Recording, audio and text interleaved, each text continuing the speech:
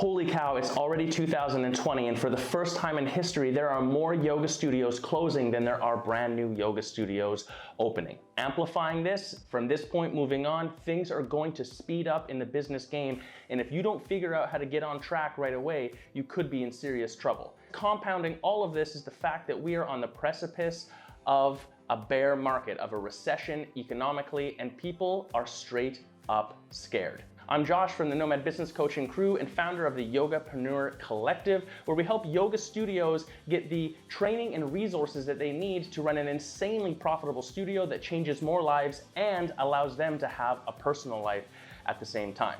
And in this video, I'm going to give you my things to look out for, my predictions for 2020, and honestly, beyond for the next decade. If you missed my 2019 predictions, click the link somewhere here so you can go and watch that first. All of the information is absolutely still relevant. And when you're done, book yourself into a free strategy session by clicking the link down below and have 2020 become your studio's breakout year. The first thing that we're gonna see in 2020 that's going to be massively differentiating between one business and another is a business's ability to create brand, or if they have created brand so far. What am I talking about? Right now, because we can go online and look anything up and learn how to advertise, market, run a Facebook, Instagram ad, whatever, and sell stuff, there's a lot of information available to us. But the problem is this information isn't always specifically curated and nuanced for running something like a yoga studio, which comes with a specific type of expectations, let's say, because of the brand and style of the business, or just the simple fact that it's a brick and mortar space. So a lot of the information that we hear in our marketing and advertising right now would lead us to believe that what we should do is find a highly specific target audience that produces a really good return on ad spend so that you can prove every click that you make equals X number of dollars, and then you go find a new person. The problem with this is that all of the focus is only on the sale and the cost per acquisition to get that sale. And it's not that you shouldn't do this in your business, but you are a brick and mortar yoga studio that is offering an experience for your clientele. You need to create brand, and doing that is not based on creating brand. What we're going to see moving forward is that when we hit recession especially, anyone who has not established themselves in their local market as an authority on the subject that they teach, their yoga classes, they will disappear or they will struggle unnecessarily, and it's because they don't have brand. Now, the best example of this outside of the yoga world that you could consider right now would be airlines. When I want to go from point A to point B, I don't go look at any specific airline's website because I don't really care which airline I fly with. There isn't a significant enough difference or reason or brand built up in my mind for any of the airlines that I would normally fly with for why I would choose one over the other. So instead, I go to a third-party site and just book whatever the cheapest or most convenient flight is for me to get from point A to point B, barring things like probably Spirit Air because we gotta set a bar somewhere. What these airlines have is a logo and a plane and some colors, but that's kind of it. There's no other additional reason for why you would choose them. So their value perceived to us is one of convenience and price. And as I said in my 2019 predictions video, when you're competing on convenience and price, that's a race to the bottom and isn't holistic. It's not going to make you succeed in the long run. But what does this mean for your yoga studio? And especially with a looming recession, how do you start to build brand? Well, as we stated in the past, you guys already know that we're in the content phase of the era of marketing. But the way that you're going to actually be able to establish brand is not just by giving some content, or not just by telling somebody that you exist, or not just by asking somebody to come in and do a yoga class with you. It's by establishing in the mind of the viewers of your current and potential clientele that you are an authority on your subject in your market. If I live in the same town as you, over the course of the next year or 2 years, I should receive enough content from you that has a value set high enough that I actually think that you and doing a yoga class are synonymous, which eliminates your competition and builds up your brand in your area. How do you do this? Content domination. If you think about it right now, we can automate text messages, we can automate messages through Facebook or onto WhatsApp. we can automate emails, we can automate a lot of different things, or we can outsource things. But the one thing that no one can do for you completely is create your content. And you can't really automate it, because when you try, it ends up being canned or not authentic, and people see through that and the value level isn't high enough. So the great equalizer that we have right now, even when you're considering a single location mom and pop shop versus a large corporate giant, is your ability to create quality content. Now, when we talk about content domination in your market, algorithmically, when we're talking about online distribution, interaction and engagement are the most important metrics that you are looking for. But there is starting to become mounting evidence that if you don't have enough volume of content out there, people just straight up can't interact with it because they can't find it. They never run into it. It gets lost in the ether of internet land. And here's my number one tip for doing this. Schedule yourself in blocks of time over the next year where you're going to do nothing but content creation. It's called batching your content. Don't make this overcomplicated, and at this exact moment in time, you don't even need to know exactly what you're gonna cover. Block the time out once per quarter, for example, where you're gonna spend one day where you'll be shooting video, one day where you'll be writing blog posts, and one day where you'll be editing and then distributing this stuff. By the end of the next year, you're gonna have a tremendous amount of content that you can distribute. And if your content is good, because it's valuable and it's teaching someone something and it's improving their lives and it's about your yoga product, it doesn't go bad. So you can recycle this content over and over and over, or you could even atomize the content, which means taking a larger piece of content, breaking it into smaller pieces, and then redistributing it again. Which brings us to our second major thing to be looking out for in 2020, and that is when you're building your brand, you must be offering to people a yoga experience. The yoga experience is the unique curated environment, experience, class, everything blended together that builds up who you are and what you do for people. And you have to start doing this because the accessibility of yoga has never actually been easier.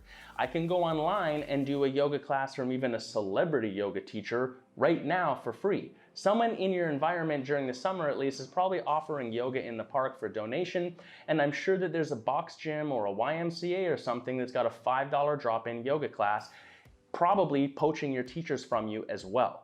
So for me as a student to make the decision to get my butt off my couch, drive across town, find a parking spot, and make it into your yoga studio on time for a class that you scheduled, that's a huge action, which means the physical action of me showing up without me saying anything tells you that what I'm looking for is something more than to just do some stretching postures with a bunch of other sweaty people. I'm looking for a yoga experience, and because your studio says yoga studio above the door, I'm assuming that you can give that to me. What is it that they want is the first question that you have to ask. If I'm showing up at your studio despite the fact that there are all these other places that I could be doing a yoga class, why did I come to you? What is it that I'm looking for? And then you need to curate the experience to deliver that to me. I'll tell you right now, I probably didn't come to you to get ignored. So one of the major tips that I could give anyone watching this is that in your yoga studio, I came to you for specific attention. If I walk in and I get ignored, or someone can't learn my name, or I take a class at your studio and have no addressing whatsoever, or after the class, no one even says goodbye to me, or even tries to sell me anything, why would I come back? What's the point? If I'm just gonna get someone standing in front of the room talking, or someone demonstrating some postures, or someone hanging out with their friends, or someone texting on their phone in the corner as a yoga teacher, why would I come back to that class? Now, a couple of other quick tips that I can give you on curating your yoga experience is to understand that everyone takes in the entirety of the environment when they come in. And because you are a physical location, you have some advantage here. Things like smell, touch, sound, the senses that people are gonna have when they come into your yoga studio, these matter. Make sure that place is smelling good and unique and consistent. Make sure that when they do touch things, the feel of it is really nice. Or for example, if you have a hard floor, maybe you need premium yoga mats that are extra squishy so that when I kneel down, I think, wow, this floor is hard, but these yoga mats are amazing. These guys are quality. It's gonna make you stand out. And sound, I need to hear things in the environment. So the music, for example, that you're playing in the lobby might be way more powerful than you anticipate. If you don't know what I'm talking about, go walk into any retail store and just stand in the middle of the store and listen for a second. The music that is playing, because first off they have music playing, puts you into a specific mood and vibe that helps you want to peruse their products and potentially buy something because you feel excited. The third thing to be looking for in 2020 and beyond, and this is an enormous one because it is one of the biggest pitfalls and also frustrations that any yoga studio owner has, and that is staff management. It's this hidden job that we didn't realize we signed up for when you open a yoga studio, is that all of a sudden you have all these people that you have to deal with. This means that in 2020 and moving forward, staff structure is going to be something that is exceedingly important. And this ties into literally everything you do, because if you think about it for a second, what is actually your product in your yoga studio? You might say that it's your yoga class, but the truth is it's not. You might say it's the environment that you offer, and that's a piece of the puzzle.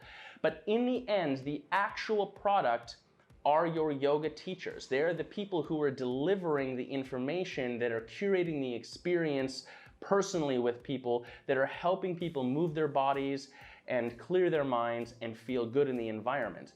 And that yoga experience ties into this because the people who are there at the front end, such as at your front desk, are someone who affect the environment, are someone who interact and are really the face of your business. So your ability to structure your staff and get them all on the same page, delivering that curated experience, is going to be more important than it ever has been. Without exception, every single studio that manages to curate and put together a really strong staff structure and then get all of their staff enthusiastically participating in that structure has higher levels of success, bottom line.